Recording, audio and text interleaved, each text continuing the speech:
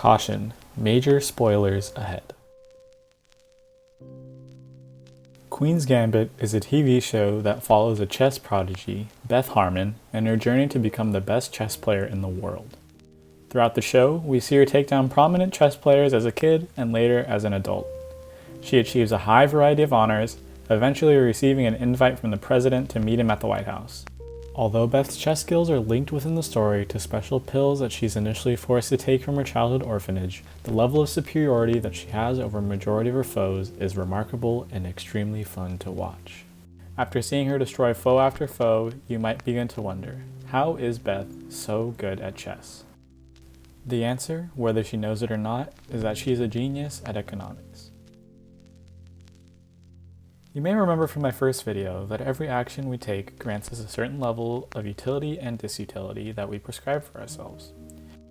We are constantly balancing these utilities and disutilities to find the most optimal ways to act, especially when we interact with other people. There is an entire field of economics that focuses on this phenomenon between people that is referred to as game theory. Game theory is a study of mathematical models of strategic interaction among rational decision makers. It has applications in all fields of social science as well as in logic, system science, and computer science. Originally, it addressed zero-sum games, in which each participant's gains or losses are exactly balanced by those of the other participants.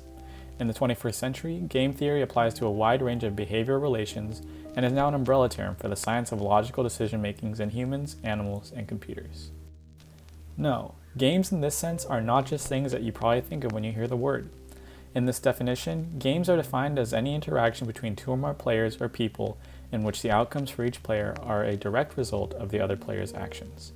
You might not know it, but you have been using concepts in game theory your whole life, not only in Warzone and Fortnite, but also in your relationship endeavors and even in job interviews.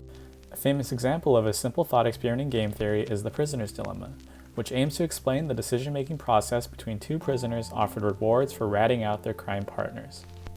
By assigning utilities to each possible outcome, we can predict the decision-making process of these individuals, assuming they are rationally thinking. Because confessing offers the best utility of 0 for both prisoners, and neither prisoner knows what the other will do, it is in their best interest to confess. However, in this situation, if both prisoners confess, their outcome is actually worse than if they cooperated beforehand, came up with a plan, and both lied. You might be wondering how this all relates to Beth Harmon. Well, chess being a game between two people that yada yada yada offers a prime example of how rational thinkers use game theory to make decisions. Going back to the prisoner's dilemma, where it is unclear how the other party will act, imagine how the game might be different if there were additional layers to the situation. For example, say after prisoner 1 rats out prisoner 2, prisoner 2 finds out because they also admitted, leading to a confrontation in jail, which leads to prisoner 1's favorite econ book being ripped up, which then leads to a cafeteria fight, which finally leads to prisoner 1's death.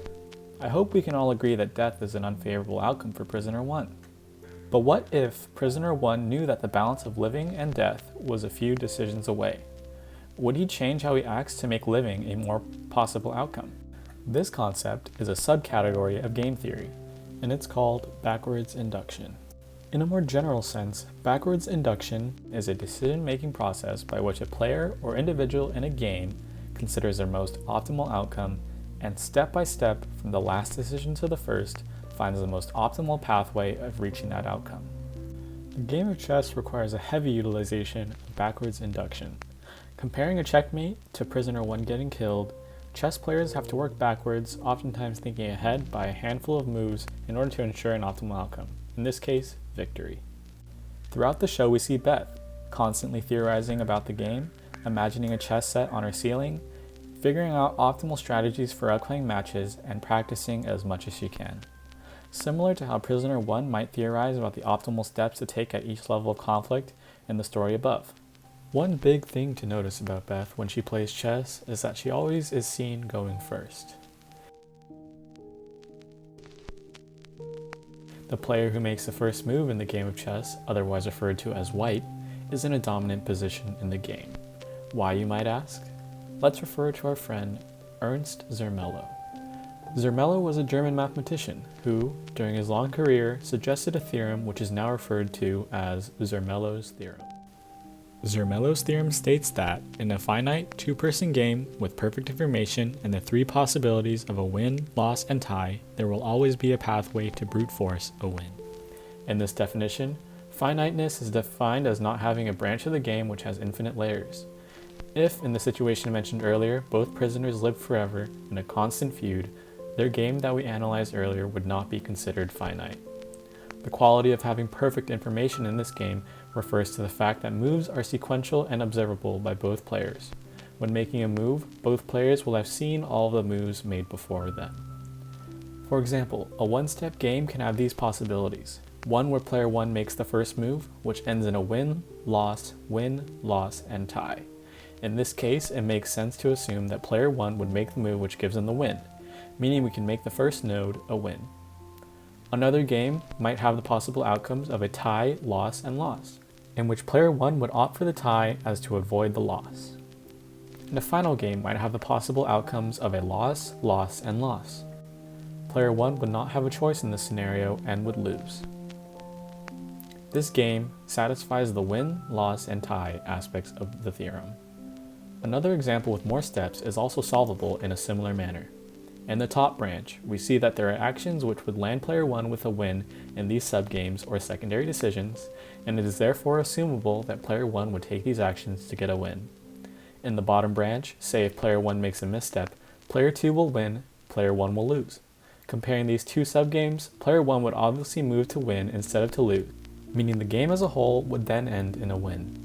In other games, it may be possible that instead of a win, player 1's best choice would be to tie, and in the worst possible scenario, it would be possible that player 1's only option would be to lose.